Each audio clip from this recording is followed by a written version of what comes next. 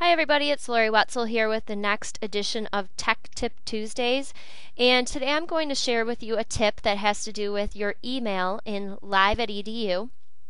And it has to do with creating rules so that rather than having your emails come directly into your inbox, it might organize them for you into folders ahead of time. Now that all of the 6th through 12th grade students have email addresses, you may have students emailing you their assignments.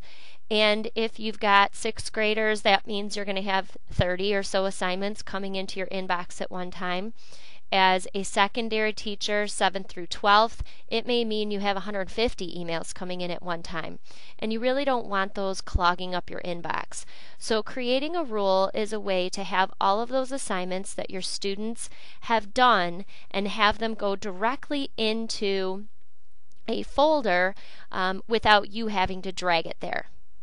I'm going to demonstrate this in two different ways with emails that I get on an almost daily basis because I belong to some listservs.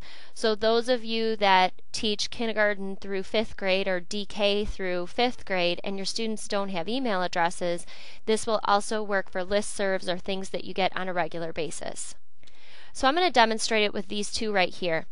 I subscribe to Capspace, and Capspace is a listserv that has to do with video conferencing opportunities.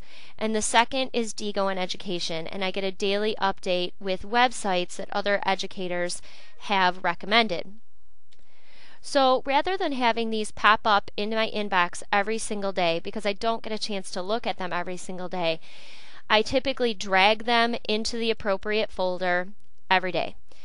I'm going to set up a rule so that they automatically, my Capspace emails automatically go into my Capspace folder, and that my Diigo emails automatically go into my Diigo folder.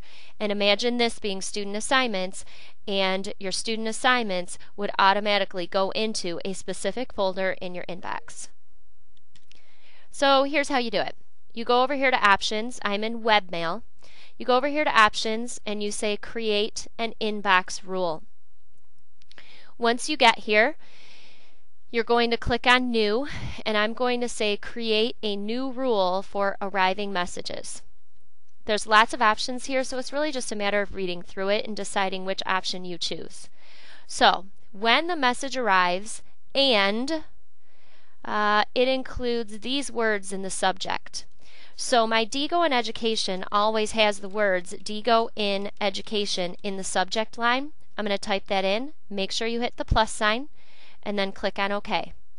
So when the message arrives and it includes Diigo in Education in the subject line, I want it to move the message to a folder. And you have to select your folder from your inbox, of course. So I'm going to do that.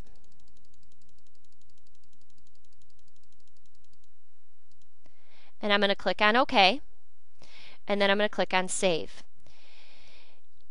You are going to get this warning that if you created any rules in the desktop version of Outlook, creating this rule is going to delete any that you previously turned on.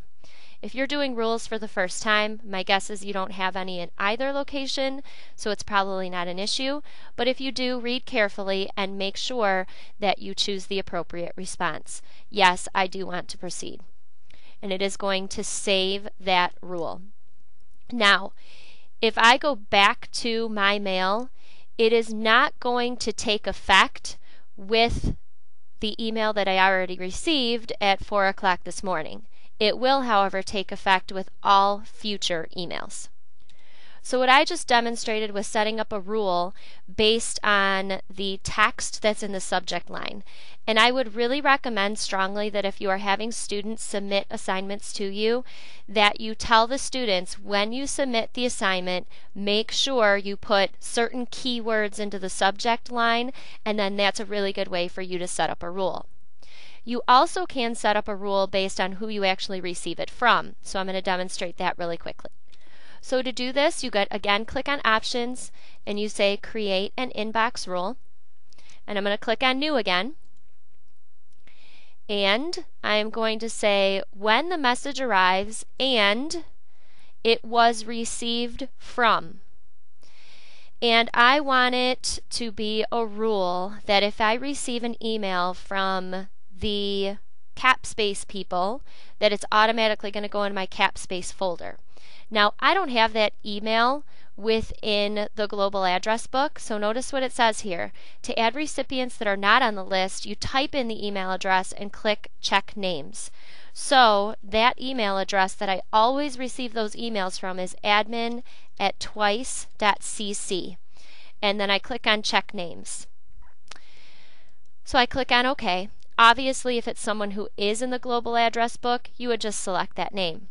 So when the message arrives and it was received from this email address, I want that message to move to a specific folder, and I want it to move specifically to my CapSpace folder.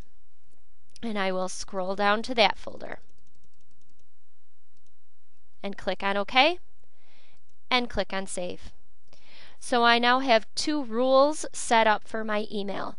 I will no longer see my CapSpace and Diigo emails in my inbox. They will automatically be forwarded to those specific folders in my inbox. Those were only two examples, so I encourage you to check out the other options that are available and think about how you would use this with your students or with any of the listservs that you might belong to. Just so you are aware, if you go to the Fraser Public Schools site and you hover over departments and you click on technology, on this page there is a link to Live at EDU online training.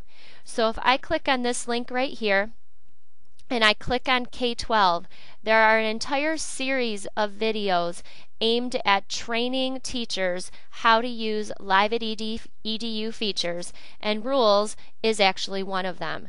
So if any of these are features that you might be interested in using more within your email, this may be something to check out. If you have any questions, you know how to contact me. Have a great day.